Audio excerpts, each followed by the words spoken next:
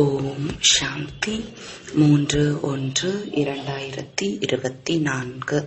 இனிமையான குழந்தைகளை, பாபாவின் உடையவர்களாக ஆகிவிட்டு பாபாவின் பெயரை விளங்கச் செய்யுங்கள்.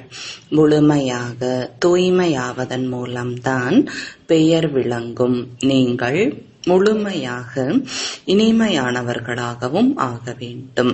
கேள்வி: சங்கம யுகத்தில் குழந்தைகளாகிய உங்களுக்கு எந்த ஒரு கவலை உள்ளது? அது சத்யுகத்தில் இருக்காது. பதில்: சங்கம யுகத்தில் உங்களுக்கு தூய்மையாவதற்கான கவலைதான் உள்ளது. பாபா உங்களை அனைத்து விஷயங்களில் இருந்தும் கவலையற்றவர்களாக ஆக்கியுள்ளார். நீங்கள் முயற்சி செய்கிறீர்கள். இந்த பழைய சரீரத்தை மகிழ்ச்சியுடன் விட்டுவிட வேண்டும். நீங்கள் அறிவீர்கள், பழைய ஆடையை களைந்து புதியதை பெறுவோம். ஒவ்வொரு குழந்தையும் தன்னைத்தான் கேட்டுக்கொள்ள வேண்டும். நமக்கு எவ்வளவு மகிழ்ச்சி இருக்கிறது, நாம் பாபாவை எவ்வளவு நினைவு செய்கிறோம். ஓம் சாந்தி. இனிமையிலும் இனிமையான தேடி கண்டெடுக்கப்பட்ட குழந்தைகளுக்கு ஆன்மீக தந்தை சொல்லி புரிய வைக்கிறார். படிப்பிக்கவும் செய்கிறார், புரிய வைக்கவும் செய்கிறார், கற்பிக்கிறார். படைப்பவர் மற்றும் படைப்பின் முதல் இடை கடை பற்றிய ரகசியத்தை மேலும் புரிய வைக்கிறார். அனைத்து குணங்களிலும் நிறைந்தவராகுங்கள். தெய்வீக குணங்களை தாரணை செய்யுங்கள். நினைவு செய்து செய்தே நீங்கள் சதோ பிரதானமாக ஆகிவிடுவீர்கள். நீங்கள் அறிவீர்கள், இந்த சமயம் இது தமோ பிரதானமான உலகம். சதோ பிரதானமான உலகமாக இருந்தது 5000 ஆண்டுகளில் தமோ பிரதானமாக ஆகிவிட்டுள்ளது. இது பழைய உலகம். அனைவருக்காகவும் சொல்வார்கள் அல்லவா, இவர்கள் புதிய உலகத்தில் இருந்தார்களா, சாந்தி தாமத்தில் இருந்தார்களா? பாபா ஆத்மாக்களுக்கு தான் வந்து புரிய வைக்கிறார். ஹே ஆன்மீக குழந்தைகளே, நீங்கள் சதோ பிரதானமாக அவசியமாக வேண்டும். தந்தையிடமிருந்து ஆஸ்தியை பெற வேண்டும். உங்கள் தந்தையாகிய என்னை அவசியம் நினைவு செய்ய வேண்டும். லௌகீக குழந்தைகள் கூட நினைவு செய்கின்றனர். எவ்வளவு பெரியவர்களாக ஆகிக்கொண்டே செல்கிறார்களோ, எல்லைக்கு உட்பட்ட ஆஸ்தி பெறுவதற்கு உரிமை உள்ளவர்களாக ஆகிக்கொண்டே செல்கின்றனர். நீங்கள் எல்லையற்ற தந்தையின் குழந்தைகள். தந்தையிடமிருந்து எல்லையற்ற ஆஸ்தியை பெற வேண்டும். இப்போது பக்தி முதலியவை செய்வதற்கான அவசியம் இல்லை. குழந்தைகள் இதை புரிந்து கொண்டு விட்டனர். இது ஒரு பல்கலைக்கழகம். மனிதர்கள் அனைவரும் படிக்க வேண்டும். எல்லையற்ற புத்தியை தாரணை செய்ய வேண்டும். இப்போது இந்த பழைய உலகம் மாறப்போகின்றது. யார் இப்போது தமோ பிரதானமாக உள்ளனரோ அவர்கள் சதோ பிரதானமாக ஆவார்கள். குழந்தைகள் அறிவார்கள், இந்த சமயம் நாம் எல்லையற்ற தந்தையிடமிருந்து எல்லையற்ற சுகத்தை பெற்றுக் கொண்டிருக்கிறோம். இப்போது நாம் ஒரே ஓர் ஆன்மீக தந்தையின் அறிவுரைப்படி நடக்க வேண்டும். இந்த ஆன்மீக நினைவின் யாத்திரை மூலமாக தான் நீங்கள் சதோ பிரதானமாக ஆகிக்கொண்டே செல்வீர்கள். பிறகு சதோ பிரதான உலகத்திற்கு செல்ல வேண்டும். நாம் பிராமணர்கள் என்பது இப்போது உங்களுக்கு புரிந்துவிட்டது. நாம் பாபாவின் உடையவர்களாக ஆகியிருக்கிறோம். படிப்பை படித்து கொண்டிருக்கிறோம். மேலும் படிப்பை தான் ஞானம் என சொல்கிறோம். பக்தி வேறு. பிராமணர்களாகிய உங்களுக்கு பாபா ஞானத்தை கூறுகிறார். வேறு யாருக்கும் இந்த ஞானத்தை பற்றி தெரியாது. ஞானக்கடலாகிய பாபா ஆசிரியராகவும் இருப்பவர் எப்படி படிப்பு சொல்லி தருகிறார் என்பது அவர்களுக்கு தெரியாது. பாபா தலைப்புகளை அதிகமாக சொல்லி புரிய வைத்துக் கொண்டே இருக்கிறார். நம்பர் 1 விஷயம், பாபாவின் உடையவர்களாக ஆகிவிட்டு பாபாவின் பெயரை புகழ் பெறச் செய்ய வேண்டும். முழுமையாக தூய்மையுடையவராக ஆக வேண்டும். முழுமையாக இனிமையாகவும் ஆக வேண்டும். இது ஈஸ்வரிய கல்வி. இறைவனை கற்பிக்கிறார். அந்த உயர்ந்ததிலும் உயர்ந்த தந்தையை நினைவு செய்ய வேண்டும். ஒரு வினாடியின் விஷயம்தான். தன்னை ஆத்மா என உணருங்கள். நீங்கள் அறிவீர்கள், ஆத்மாக்கள் நாம் சாந்தி தாமத்தில் வசிக்கிறோம். பிறகு இங்கே பாகத்தை நடிக்க வருகிறோம். புனர்ஜென்மத்தில் வந்து கொண்டேதான் இருக்கிறோம். வரிசைப்படியாக 84 பிறவிகளின் பாகத்தை நாம் இப்போது முடித்துள்ளோம். இந்த படிப்பையும் புரிந்து கொள்ள வேண்டும். நடிப்பின் பாகத்தையும் புரிந்து கொள்ள வேண்டும். நாடகத்தின் ரகசியமும் புத்தியில் உள்ளது. நீங்கள் அறிவீர்கள், இது நம்முடைய கடைசி பிறவி. இதில் பாபா கிடைத்துள்ளார். எப்பொழுது 84 பிறவிகள் முடிவடைகின்றனவோ அப்போது பழைய உலகம் மாறுகின்றது. நீங்கள் இந்த எல்லையற்ற நாடகத்தை 84 பிறவிகளை மற்றும் இந்த படிப்பை பற்றி அறிகிறீர்கள். 84 பிறவிகள் எடுத்து எடுத்து இப்பொழுது கடைசியில் வந்து நிற்கிறீர்கள். இப்போது படித்து கொண்டு இருக்கிறீர்கள். பிறகு புதிய உலகத்திற்கு செல்வீர்கள். புதியவர்களாக வந்து கொண்டே இருக்கின்றனர். ஏதேனும் நிச்சயமாகிக் கொண்டே இருக்கின்றது. சிலரோ இந்த படிப்பில் முழுமையாக ஈடுபட்டு விடுகின்றனர். புத்தியில் உள்ளது, நாம் சதோ பிரதானமாக பவித்திரமாக ஆகிக் கொண்டிருக்கிறோம். நாம் தூய்மையாக ஆகி முன்னேற்றத்தை அடைந்து கொண்டே இருப்போம். பாபா புரிய வைத்துள்ளார், நீங்கள் எவ்வளவு நினைவு செய்கிறீர்களோ பவித்திரமாகிக் கொண்டே செல்வீர்கள். குழந்தைகளின் புத்தியில் முழு நாடகமும் நிறைந்துள்ளது. இதையும் அறிவீர்கள். இந்த உலகத்தின் அனைத்தையும் விட்டுவிட்டு வந்திருக்கிறீர்கள். எதையெல்லாம் இந்த கண்களால் பார்க்கிறீர்களோ அவை பார்ப்பதற்கானவை அல்ல. இவை அனைத்தும் அழிந்துவிட போகின்றன. இப்போது இது உங்களுடைய கடைசி ஜென்மம். வேறு யாரும் இந்த எல்லையற்ற நாடகத்தை பற்றி அறிந்திருக்கவில்லை. நீங்கள் இப்பொழுது முழு சக்கரத்தையும் அறிந்திருக்கிறீர்கள். பாபா வந்திருக்கிறார். இப்போது உங்களை தமோ பிரதானத்திலிருந்து சதோ பிரதானமாக ஆக்குவதற்காக. எப்படி அந்த பரீட்சை 12 மாதத்திற்கு பின் நடைபெறுகிறது. உங்களுடைய நினைவு யாத்திரையும் கூட இப்போது முடிந்துவிட்டது.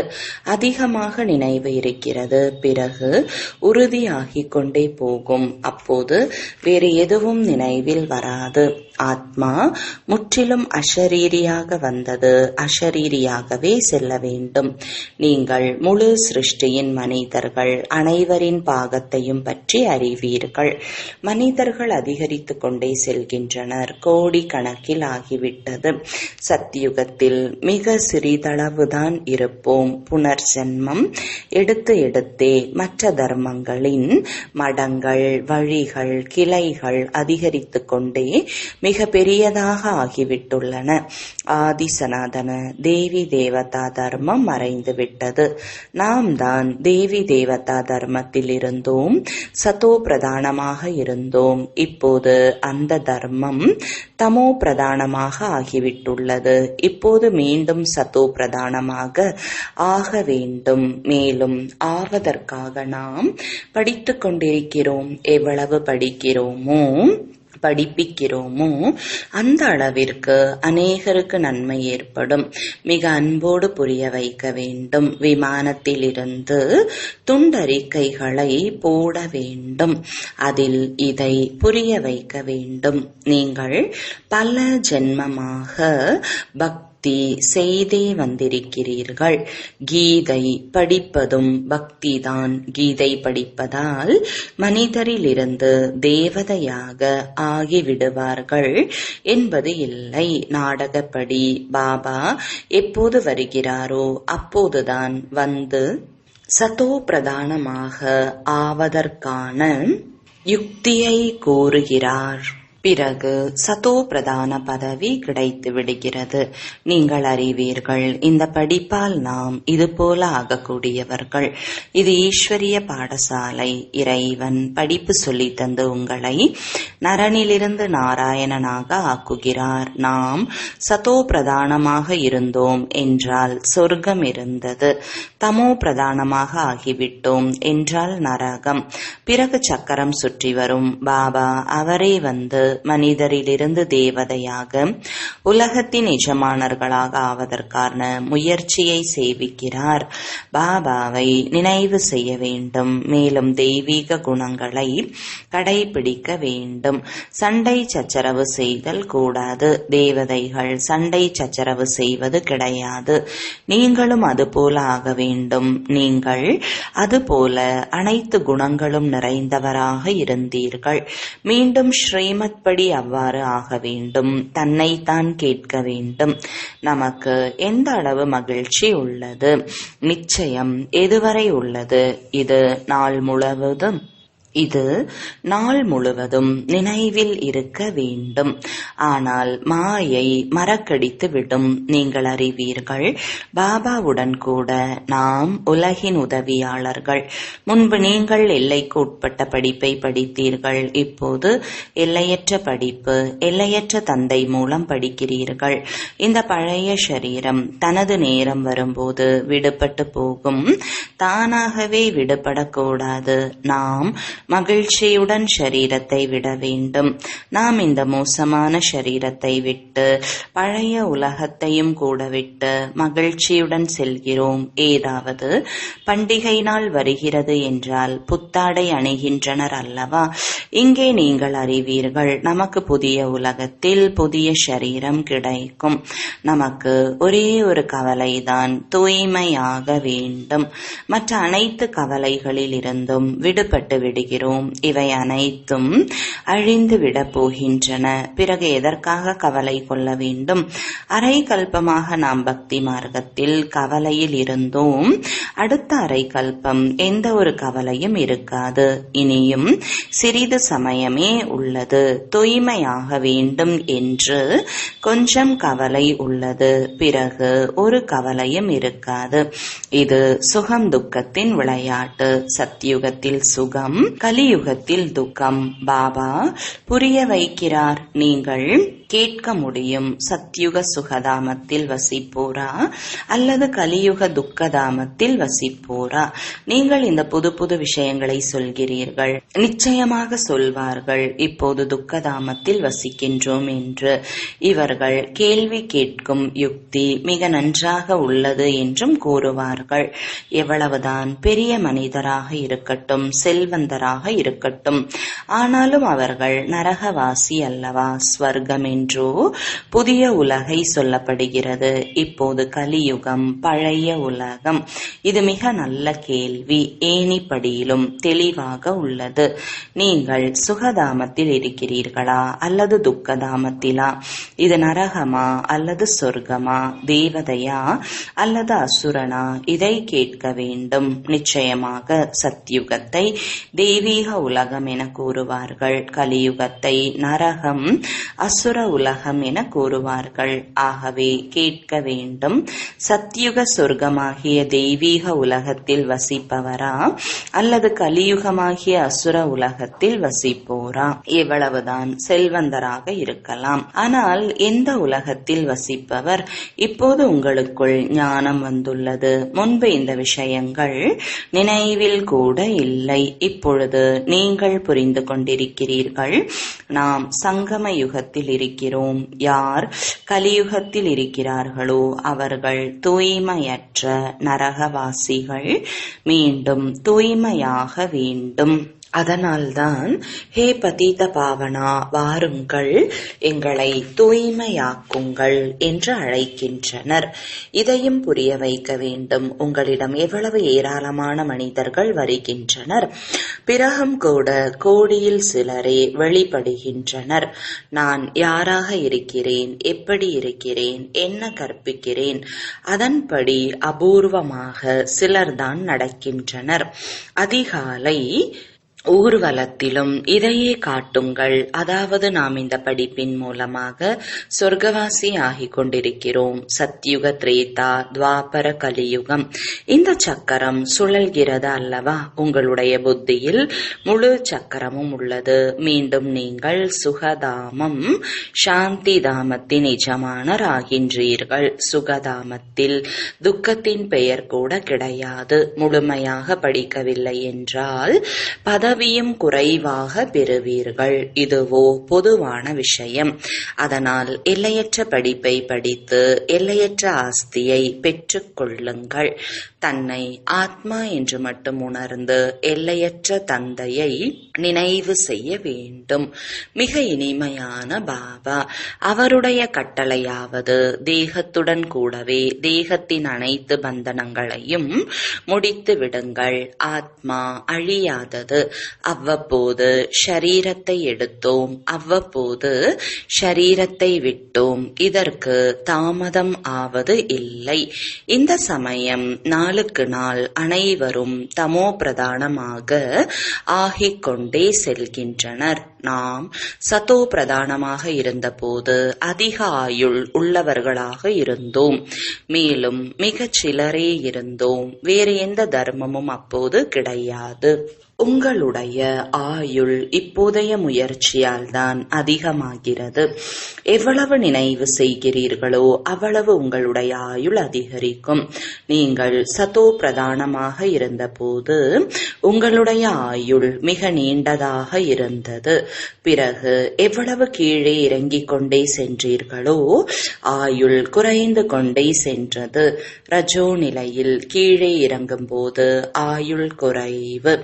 தமோவில் வந்தால் இன்னும் குறைவு. எப்படி கிணற்றிலிருந்து தண்ணீர் இறைக்கும் ராட்டினத்தின் உதாரணம். நீர் நிரப்பும் டப்பா நிறைந்ததும் காலியாகிக் கொண்டே போகிறது. அதுபோல இதுவும் கூட எல்லையற்ற ராட்டினம். இப்போது நீங்கள் நிரப்பிக் கொண்டிருக்கிறீர்கள். நிரப்பி நிரப்பி முழுவதும் நிரம்பிவிடும். பிறகு கொஞ்சம் கொஞ்சமாக காலியாகிவிடும். இதனுடைய ஒப்பீடு பேட்டரியுடனும் செய்யப்படுகிறது. இப்போது நாம் சதோ பிரதானமாக ஆகிச் செல்கிறோம். பிறகு 84 பிறவிகள் எடுக்கிறோம். அரை கல்பத்திற்கு பின் ராவண ராஜ்யம் ஆரம்பமாகிறது. ராவண ராஜ்யத்தில் அனைவரையும் நரகவாசி என சொல்வார்கள். பின்னால் யார் வருகிறார்களோ அவர்கள் நரகத்தில்தான் வருவார்கள். முதலில் நீங்கள் சொர்க்கத்திற்கு செல்கிறீர்கள். பாபாவிடமிருந்து இப்போது இது பக்தியின் பலனாக கிடைக்கிறது. இவர் அதிகமாக பக்தி செய்து இருக்கிறார், அதனால் ஞானம் பெறுகிறார் என்பது புரிய வைக்கப்படுகிறது. இந்த அனைத்து ரகசியங்களையும் பாபா உங்களுக்கு புரிய வைத்துள்ளார். நீங்கள் பிறகு மற்றவர்களுக்கு புரிய வைக்க வேண்டும். மனிதர்கள் அநேக விதமான பாவங்களை செய்து வந்துள்ளனர். இப்போது பாபா வந்துள்ளார். உங்களுக்கு ஞானத்தை கொடுத்து கொண்டிருக்கிறார். பாபா எப்போது வருகிறாரோ அப்போதுதான் வந்து படிப்பை சொல்லித் தருகிறார். இவ்வளவு காலமும் இது தெரியாமல் இருந்தது. பாவ ஆத்மாக்களாக ஆகி சென்றுள்ளனர். புண்ணிய ஆத்மாக்களாக எப்படி ஆகிறார்கள்? பிறகு பாவ ஆத்மாக்களாக எப்படி ஆகிறார்கள்? யார் சத்யுக நிவாசி ஆகிறார்கள், யார் கலியுக நிவாசி ஆகிறார்கள், எதுவும் தெரியாமல் இருந்தது. இப்போது பாபா புரிய வைத்துள்ளார். பாபாவை ஜோதி என்றும் சொல்கின்றனர். அவரிடம் ஒளியும் உள்ளது, சக்தியும் உள்ளது. ஒளியில் வருகிறீர்கள், அதாவது விழிப்படைகிறீர்கள் என்றால் சக்தி வந்து விடுகிறது. உங்களுடைய வாழ்க்கை சிறந்ததாக ஆகிவிடுகிறது. உங்களை அங்கே காலன் சாப்பிட முடியாது. மகிழ்ச்சியுடன் ஒரு சரீரத்தை விட்டு மற்றொன்றை எடுக்கிறீர்கள். துக்கத்தின் எந்த ஒரு விஷயமும் கிடையாது. ஒரு விளையாட்டை போல ஆகிவிடுகிறது. நீங்கள் சத்தியுகத்தில் துவங்கி கலியுகம் வரை பாகத்தை நடித்துள்ளீர்கள். இது புத்தியில் பதிந்துவிட்டது. பாபா உங்களுக்கு தந்தையாகவும் இருக்கிறார், ஆசிரியராகவும் உள்ளார், சத்குருவாகவும் உள்ளார். இதை குழந்தைகள் மட்டுமே வரிசைப்படியான முயற்சியின் அடிப்படையில் அறிந்திருக்கிறார்கள். நீங்கள் புனர்ஜென்மத்தை புரிந்து கொண்டிருக்கிறீர்கள். எத்தனை ஜென்ம ஜென்மங்கள் எடுக்கிறீர்கள்? பிராமண தர்மத்தில் நீங்கள் எத்தனை பிறவிகள் எடுக்கிறீர்கள்? சிலர் 2-3 ஜென்மங்களும் எடுக்கின்றனர். யாராவது ஷரீரத்தை விடுகிறார்கள் என்று வைத்துக் கொள்ளுங்கள். அவர்கள் பிராமண தன்மையின் சம்ஸ்காரத்தை எடுத்து செல்கின்றனர். ஆக பிராமண தன்மையின் சம்ஸ்காரமாக இருக்கிற காரணத்தால் பிறகும் கூட உண்மையிலும் உண்மையான பிராமண குலத்தில் வந்து விடுவார்கள். பிராமண குல ஆத்மாக்களோ விருத்தி அடைந்து கொண்டே செல்வார்கள். பிராமண குலத்தின் சம்ஸ்காரத்தை எடுத்து செல்கின்றனர் அல்லவா? கொஞ்சம் கணக்கு வழக்கு இருக்கிறது என்றால் 2-3 ஜென்மங்களும் எடுக்க முடியும். ஒரு ஷரீரம் விட்டு இன்னொரு ஷரீரம் எடுப்பார்கள். ஆத்மா பிராமண குலத்திலிருந்து தெய்வீக குலத்திற்கு செல்லும். ஷரீரத்தின் விஷயம் இல்லை. இப்போது நீங்கள் பாபாவினுடையவர்களாக ஆகியுள்ளீர்கள். நீங்கள் ஈஸ்வரிய குழந்தைகள். பிறகு பிரஜாபிதா பிரம்மாவிற்கும் குழந்தைகள். வேறு எந்த ஒரு சம்பந்தமும் உங்களுக்கு இல்லை. எல்லையற்ற தந்தையுடையவர்களாக ஆவது என்பது ஒன்றும் சாதாரண விஷயம் அல்ல. நீங்கள் சுகதாமத்தின் எஜமானர் ஆகிவிடுகிறீர்கள். பெரிய தந்தையை நீங்கள் அறிந்து கொண்டு விட்டீர்கள். அவ்வளவுதான். இதனாலும் கூட உங்கள் படகு அக்கறை சேர்ந்து விடும். நல்லது. இனிமையிலும் இனிமையான தேடி கண்டெடுக்கப்பட்ட செல்ல குழந்தைகளுக்கு தாயும் தந்தையுமாகிய பாப்தாதாவின் அன்பு நினைவுகள் மற்றும் காலை வணக்கங்கள். ஆன்மீக குழந்தைகளுக்கு ஆன்மீக தந்தையின் வணக்கங்கள். ஆன்மீக தந்தைக்கு ஆன்மீக குழந்தைகளின் அன்பு நினைவுகளும் வணக்கங்களும். தாரணைக்கான முக்கிய சாரம். முதலாவது, தன்னைத்தான் கேட்டுக்கொள்ளுங்கள். நமக்கு எந்த அளவிற்கு மகிழ்ச்சி உள்ளது. இரண்டாவது, சர்வ குணங்களும் நிறைந்தவராக இருந்தோம். இப்போது ஸ்ரீமத் படி மீண்டும் ஆக வேண்டும். இந்த நம்பிக்கை எதுவரை உள்ளது? மூன்றாவது, நாம் எதுவரை சத்தோ பிரதானமாக ஆகி இருக்கிறோம். இரவும் பகலும் சத்தோ பிரதானமாக ஆவதற்கான கவலை உள்ளதா?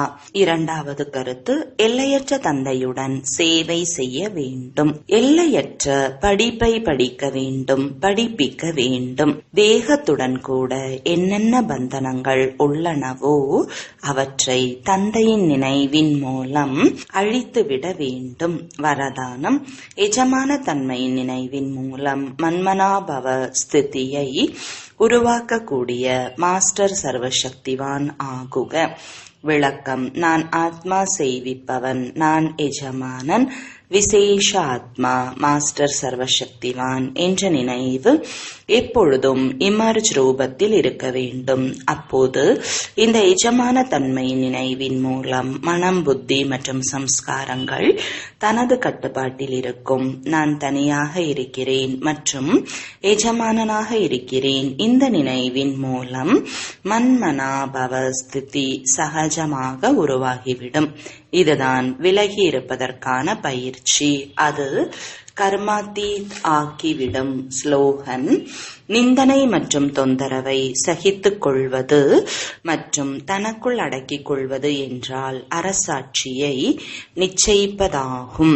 அவ்வியக்த குறிப்பு, அவ்வியக்த அமைதி மூலம் டபுள் லைட் ஃபரிஷ்தா ஸ்திதியை அனுபவம் செய்யுங்கள். அமைதி என்றால் அமைதி சொரூப ஆத்மா. எப்போது தனிமையில் இருக்கிறீர்களோ அப்போது மனம், புத்தியின் ஒருமுகத்தன்மை அனுபவமாகும். அந்த ஒருமுகத்தன்மை மூலம்தான் விசேஷமாக 2 சக்திகள் கிடைக்கும். ஒன்று கண்டறிவதற்கான சக்தி, இரண்டாவது நிர்ணயம் செய்வதற்கான சக்தி. இந்த 2 விசேஷ சக்திகள் விவகாரம் மற்றும் பரமார்த்தம் இரண்டின் அனைத்து பிரச்சனைகளுக்கும் தீர்வு கண்டுவிடும். இதில் சகஜமாகவே டபுள் லைட் ஃபரிஷ்தா நிலை உருவாகிவிடும். ஓம் சாந்தி.